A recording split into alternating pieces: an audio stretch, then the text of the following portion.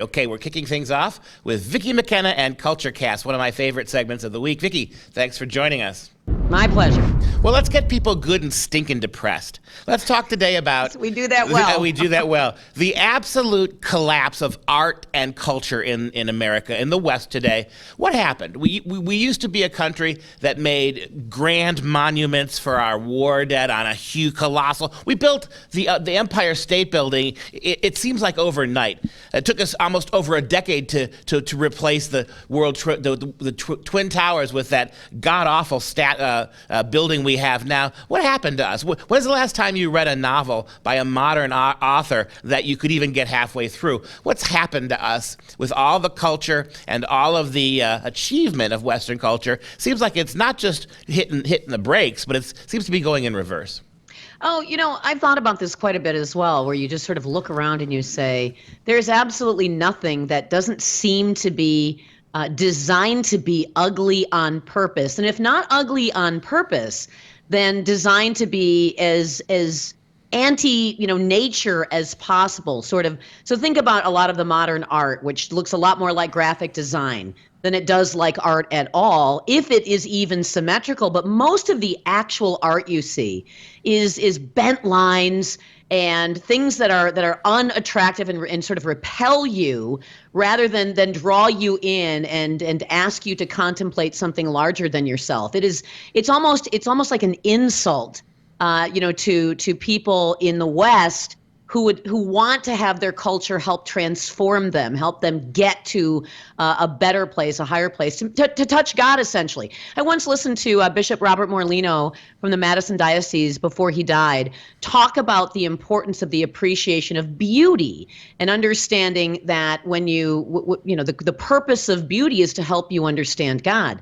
I was thinking about it. We don't do beauty anymore. We do ugly. And if we do ugly, that is the opposite of wanting to ask you to try to figure out a way to get closer to God. And I think that's really ultimately what's been driving this is a hyper-secularization that has resulted in sort of a soul deadening among the people that we should be trusting to produce pieces of art that inspire and that allow us to aspire to something greater. I mean, you could look at art, literature, music, or architecture, and you can see the sort of dead-souled nature of the whole thing. It is not calling anyone to anything greater, any thoughts, more aspiring.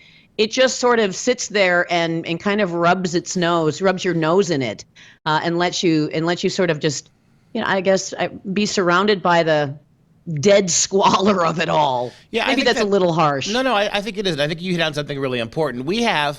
We're embarrassed now. Even modern people who are conservative, we're embarrassed about our history. We're embarrassed about the 2,000-year arc of Western culture. Even those of us who love America, love the West, we're almost afraid to speak out on the beauty of our tradition, the amazing literature we've produced, the music at the highest levels. I mean, we talk about people like Beethoven and Bach, and the culture the architecture. When you walk around Washington, D.C., it's monolithically beautiful, right? I mean, you have that beautiful classical tradition. You've got the columns.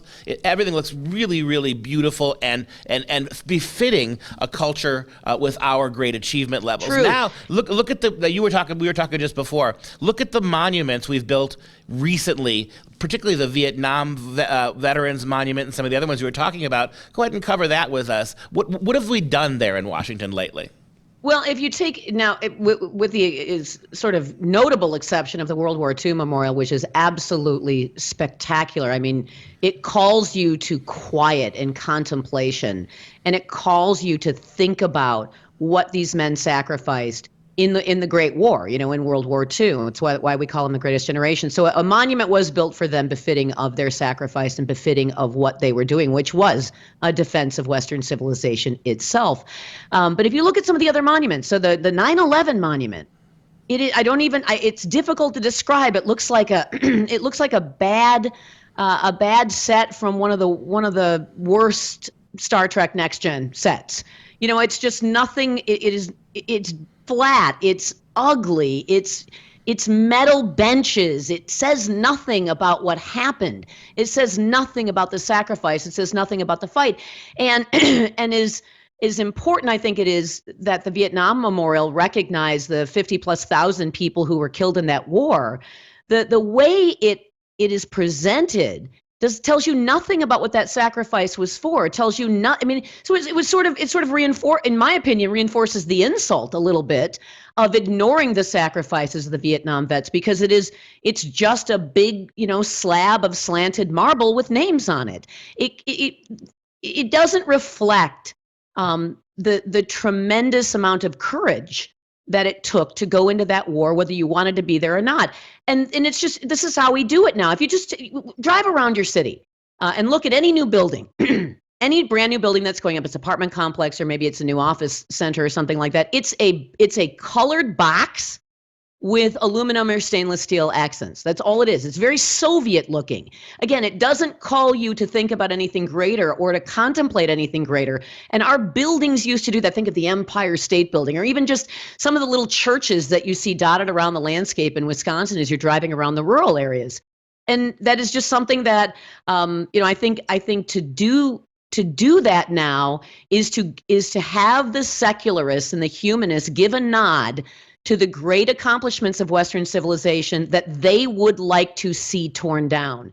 And so ultimately, I think it's a statement against the continued success of our culture and the continuance of Western civilization itself. And again, maybe that's an overstatement, but that's how I look at art.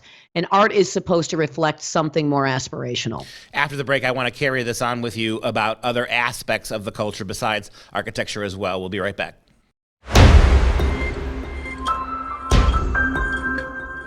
All right, back again with Vicki McKenna for the second half of Culture Cast. Vicki, great series of observations, I think, in that first segment. Let's talk about that again. It seems that we have so cut ourselves off from our Christian past, 200 years of Christian art and architecture, and we've cut ourselves off from the classical world of Greece and Rome. These are all just now dead white men, racists, slave owners, and they're horrible. So not only are we pulling down, and I think this is much more dangerous than pulling down the statues of these great men, is pulling down the worldview they gave us. So you can pull down Jefferson all you want, take his statue down, but that's not enough. We've got to eradicate the world of freedom and liberty that Jefferson ushered in. He's just one example of tearing down Junipero Serra, the great Christian missionary to the Californian Indians, who did a lot of good work, sacrificed a lot for Native Americans in California, but he was part of a colonialist mission, right? Yes. Bringing Christianity to the Indians. So he's been ripped down from those things. You're not just pulling down the statues, Vicki.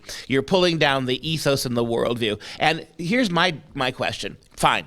Get rid of the achievement of Western culture for 2,000 years. You're left with postmodern culture. What do you have left to hold up as an icon or as beautiful or as true? There's nothing less. And without it, there's not, and this is a declaration of postmodern thought, that there is no truth. The only truth is that there is no truth.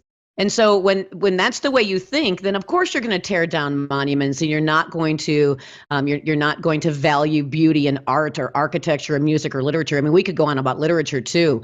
Ugly sentences that are deliberately grammatically incorrect, that are meant to be jarring and not pleasant, and do not lead you anywhere except into misery and depression. We could flip this and just talk about music or literature the same way. But I think you're right. The idea is of the postmodernist is that there is no truth, and if there is no truth, you're going to look around and you're going to see nothing but blandness, nothing but things that are asymmetrical, that don't fit, that don't comfort you, that are meant to afflict you, that are meant to be essentially, a giant, not just a rejection of the culture itself, but of the people of the civilization too. It's almost like they want you to be as miserable as possible, in the way that they intend to tear down beautiful things and erect in their place ugly things or asymmetrical things that don't comfort anyone. So, I mean, it all goes to the postmodern rejection idea of the individual, of humanity as something special, of anything unique about or exceptional about human beings. Because if you reject the idea of truth, then you necessarily reject the idea of human exceptionalism. Well, we went 1,700 years of Western culture to evolving music, expanding music, perfecting music. So you got Mozart and Beethoven and Bach and Brahms, these great composers who were using 150, 100 instruments to bring all this 3-4 hour symphonies, absolutely defining, culture defining. And how do we end up today with rock and roll music, a couple of guitars and some idiot banging on drums, or even worse, rap music? I mean, all of this stuff, I mean, it's the opposite of it's just noise in many respects. And one of my favorite quotes from C.S. Lewis is, God created the beauty of silence and the joy of music. Satan can withstand neither one of those. He prefers noise, cacophony, right? When you think about modern culture, I hear a lot of noise, a lot of people screaming, a lot of music that is just a cavalcade of untuned and aharmonic sound being thrown at you. I don't hear a lot of music anymore, genuine music. And God knows ours is a culture with no real silence either. You know, I agree with you, and I think the same could be said of literature. And when I was thinking about reading C.S. Lewis, it was beautiful to read. He's one of my favorite writers because it's just lovely. If you read it out loud, it sounds lovely. And that's gone now. But you're exactly correct about in music in particular, noise, asymmetry. And you mentioned C.S. Lewis and That Hideous Strength. There's a scene where one of the characters, Mark, is asked to look at crooked, bent lines and off angles and declare them to be symmetrical and straight. So to reject the idea of that which is true for that which is false, and then call false true and call false good. And that's where we are. I don't know how we allowed our institutions of higher education. That's where most of this comes from. I guess we train artists now in college.